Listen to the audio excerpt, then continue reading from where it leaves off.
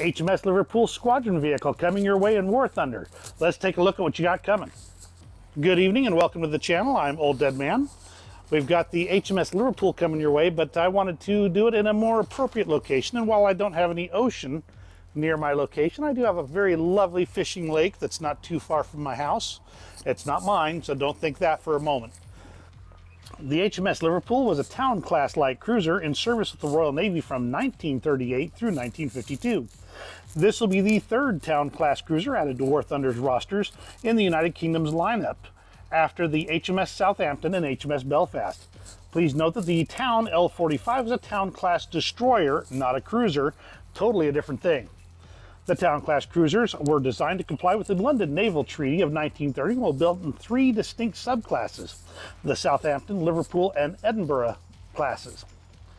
HMS Liverpool was commissioned into the Navy in November 1938 with pennant number C11.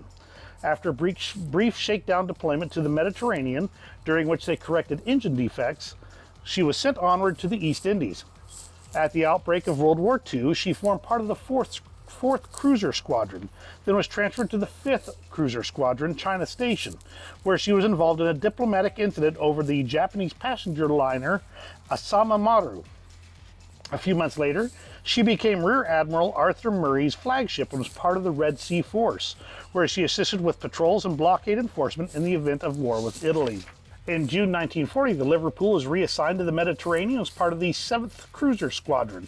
Combat actions with the 7th Cruiser Squadron included shelling positions near Tobruk, sinking an Italian minesweeper, engaging 3 Italian destroyers and sinking 1, and even fleet action against an Italian battleship squadron. The Liverpool was bombed twice in July for a total of 4 casualties. In August 1940, Liverpool was reassigned again to 3rd Cruiser Squadron. She escorted several convoys during this time. In October, she was torpedoed by Italian bombers, resulting in considerable damage to the forward section and the rupturing of the aviation fuel tank. This fuel spread to the mess hall, where it was ignited by an electrical short circuit, which exploded. This blew up the vacated A turret and severely compromised the bow structure of the ship. She was placed under tow, during which her bow separated from the hull. A temporary bow was attached and the ship was sent to the United States for full reconstruction. Since she was in a U.S. port, of course, the Americans added more anti-aircraft armament in the form of 9 additional 20mm Oerlikon cannons. In 1942, the Liverpool returned to active service and was assigned to 18th Cruiser Squadron at Scapa Flow, where she performed convoy escort duties. In June 1942, the Liverpool was sent to the Mediterranean to assist in Operation Harpoon, during which Axis aircraft crippled her with yet another successful torpedo attack that flooded her engine room. She was towed to Gibraltar for temporary repairs and sent on to Britain in August for complete repairs and refit. The refit removed X-turret and the aircraft catapult, upgraded her radar equipment, and enlarged the cruiser's defensive armament with 28 pom-poms, 7 40mm Bofors, and 5 more 20mm Oerlikon cannons.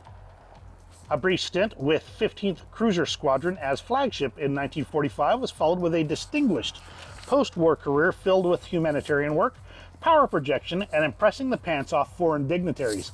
She was decommissioned in 1952. The HMS Liverpool represented a significant improvement in armament and armor over the Southampton subclass. Please note that numbers varied based on source. These are my best selections for accuracy. She weighed in at 9,400 tons standard displacement, 591 feet 6 inches overall length, 64 feet 9 inches beam, and a 17-foot 6-inch draft. Her 4 Admiralty 3-drum boilers drove 4 shafts with 82,500 shaft horsepower for a speed of 32.3 knots. She had 4-inch waistline belt armor, which I might have it beat on as far as waist armor goes, 2-inch bulkhead armor, and gun turrets had between 2 and 4 inches of armor. She was originally designed to carry 3 Supermarine Walrus aircraft to be launched from her single catapult. The Liverpool was armed at launch with 12 6-inch guns and 4 turrets, 8 4-inch guns and 4 mounts, 8 2-pounder pom-poms, 8 50 caliber machine guns, and 6 21-inch torpedo tubes. Her crew complement was 980 officers and men during wartime. In War Thunder, the Liverpool will be represented in her 1952 configuration at the time of her decommissioning, armed with 9 152mm Mark 23 guns and 3 turrets, 8 102mm guns and 4 mounts, and her 6 torpedo tubes. Her anti-aircraft battery will consist of 16 40mm Bofors guns. She'll be joining the British Rank 4 Blue Water Fleet. Now my guesstimate on this one is that she's going to be coming in at about 5.7 to match her other town class brethren or sisters, if you want to go that way. She's going to have a heavier anti-aircraft battery, but a lighter main battery with the loss of 3 guns as it is. I think it's going to be an interesting one if you're playing naval. Might be one I'll go for eventually, although I'm not in a particular rush since I'm not playing a whole lot of naval right now. The overall effect, I think, is going to be that it's a good ship. I think that if you're interested in playing naval, that this will be a good add-on to assist you in your way up the British tree. So what do you think of the Liverpool? Is it going to be a ship that you're going to be chasing after? Let me know in the comments what you think of it. Give me a like if you enjoyed this video. And take a look at some of these other videos right here of items coming up in War Thunder. You have a great rest of the day, and we'll see you in War Thunder.